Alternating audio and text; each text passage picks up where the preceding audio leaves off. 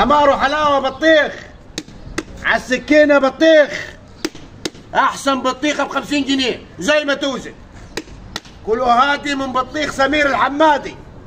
حمار وحلاوه بطيخ، احمر على ابويا بطيخ وعلى السكينه بطيخ ب 60 جنيه البطيخه حمراء ها زي الدم. يا عم الراجل ابن الحياة الثانية هيبيع البطيخ ب 50. خلاص يا عم روح اشتريها منه، ده بطيخ اقرع، روح اشتريها منه. كام البطيخ يا معلم؟ 50 جنيه. تعبك الراجل اللي جنبك ده يبيع ب 60 يا عم، ويقول على بطيخك اقرع. ها؟ هيقول على بطيخك اقرع. اقرع؟ يعني كان حنقلك انت لما نشوفه ده راجل بارد. البطيخ ب 50 جنيه زي ما انت عايز تشتري. 50 جنيه ده ضلالي. شافك وينك رحوه، والله ما في غير اقرع. خد يا غالي بالهنا والشفا، حمرا زي الدم، ابقرميل الطير يا مدلدل، ابقرميل الطير او قليه. باه يا سيد، ده باع شفورين من الصبح وانا قاعد زي ما انا. لا لازم نروح نتفق معاه العنق المدلدل ده. لا انا والشفا حبيبي روح. زي حال ابو عمو. مرحبا. هالوضع ده صراحه مش هينفع، احنا لازم نتفقون على سعر. انت عمال تبيع وانا زي ما انا مش هنبيع. طب ما تبيع زي الناس انت؟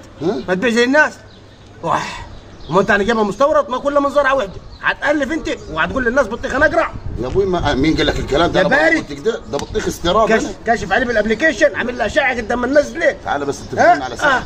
البطيخ حمرا زي الدم. يا ابوي ما انا شايفها زي الدم، امال شايفها ايه؟ تعال نتفقوا بس على سعر.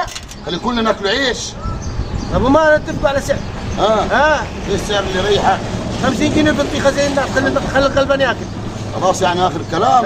50 جنيه 50 جنيه توكلنا على الله. 50 جنيه وايش رايك كلمتك ما تنزل الارض؟ 50 جنيه بس. والله يا ضلال ما هتبيع ب 50، ده انت ممكن تبيع الشريعه ب 50. انا عارفك ما عندكش مله.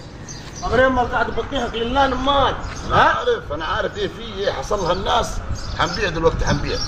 حصل لها الناس؟ ايه حصل لها الناس؟ ما حدش عايز يشتري. كم البطيخه يا عم الحاج؟ 50. 50 مين يا عم والناس نايمين يا عم؟ انت مالك انت يا عم ب 50 ولا ب 60؟ هو بطيخك ولا بطيخي؟ اشتغلنا انا وانت من الواحد السعر، امنك ما بعتش يا فقري. امنك ما بعتش يا عم. اسمع يا عم انا مش عايز نبيع يا عم. 50 البطيخه يا عم 50 مين؟ هنقول لك يا عم انا مش عايز الغلابه تاكل من بطيخي. انت شريكي ب 70 جنيه يا عمي. يا ميه يا مش هتخزن ولحمه الله يخرب بيتك.